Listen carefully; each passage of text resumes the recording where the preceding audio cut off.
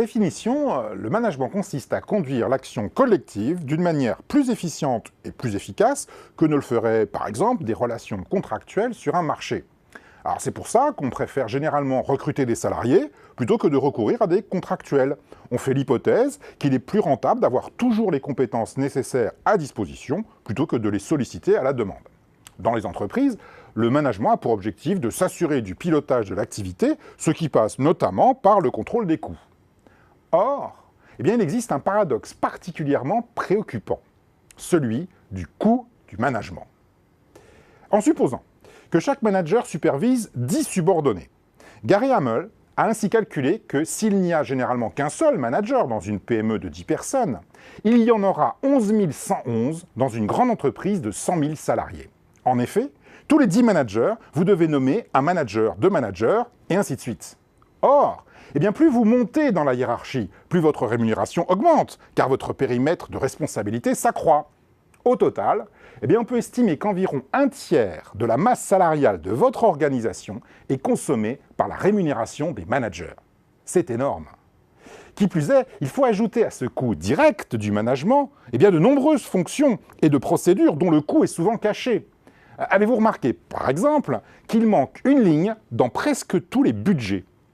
En effet, dans de nombreuses entreprises, la conception du budget implique de nombreuses réunions qui accaparent le temps de nombreux responsables au cours d'interminables négociations. Or, ce temps n'est jamais directement imputé dans le budget. La ligne qui manque dans tous les budgets, c'est donc le coût du budget lui-même.